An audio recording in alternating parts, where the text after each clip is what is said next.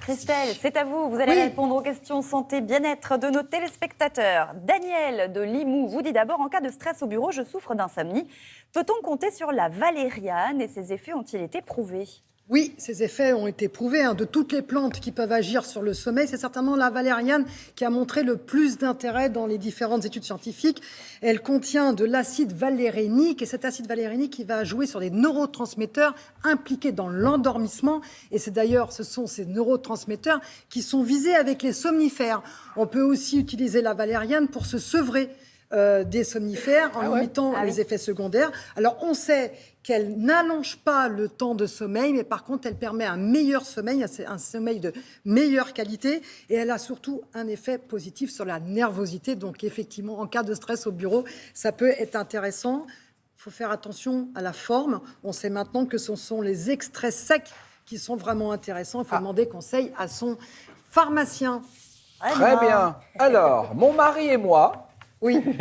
C'est Agathe qui le dit, qui habite à Bernay. Nous supplémentons, ouais, ça existe, en vitamine D tous les ans. Faut-il prendre une dose d'ampoule pour 3 mois ou des gouttes tous les jours? C'est très précis comme question. Oui, c'est une question précise parce qu'effectivement, on arrive dans l'hiver et on arrive dans les recommandations de supplémentation. Pourquoi ? Parce que 80% des Français n'ont pas un statut. Excusez-moi, je rigole, mais il y a un crocodile qui arrive pendant voilà. Donc 80% des Français n'ont pas un statut satisfaisant en vitamine D. Et évidemment, quand on habite dans le nord de la France, et c'est le cas d'Agathe, puisqu'elle est à Bernay, donc elle est dans l'Eure, Non, elle est dans l'Eure, on doit se supplémenter.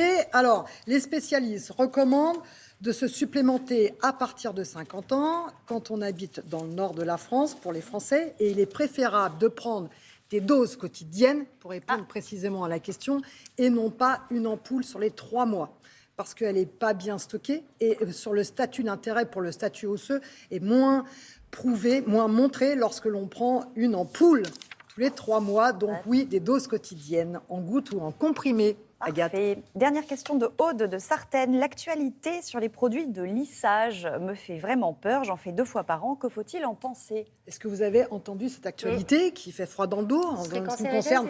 Voilà, moi j'ai fait beaucoup de produits, j'ai beaucoup utilisé des produits de lissage. Alors l'actualité, c'est cette publication, il y a quelques jours, par l'Institut national du cancer aux États-Unis, d'une étude portant sur les risques associés aux produits de lissage sur 33 000 femmes. L'étude a porté sur un grand panel le risque de cancer du col, de cancer de l'utérus, c'est-à-dire de l'endomètre, le corps de l'utérus. On ne parle pas du col de l'utérus, on parle vraiment du corps de l'utérus, l'endomètre. Eh bien, ce risque est doublé chez les femmes qui ont recours régulièrement à ce type de lissage. Mais du coup, comment on explique ce risque ? Alors, parce que dans ces produits, il y a des molécules potentiellement toxiques qui peuvent perturber la production de nos hormones. On se dit que ce sont des perturbateurs endocriniens, d'où l'impact sur certains cancers hormonodépendants. Et les colorations ? Alors, les colorations, ça c'est le côté positif de cette étude, c'est qu'on n'a pas retrouvé la même incidence sur la coloration, les permanentes. Et pour terminer sur un point positif aussi,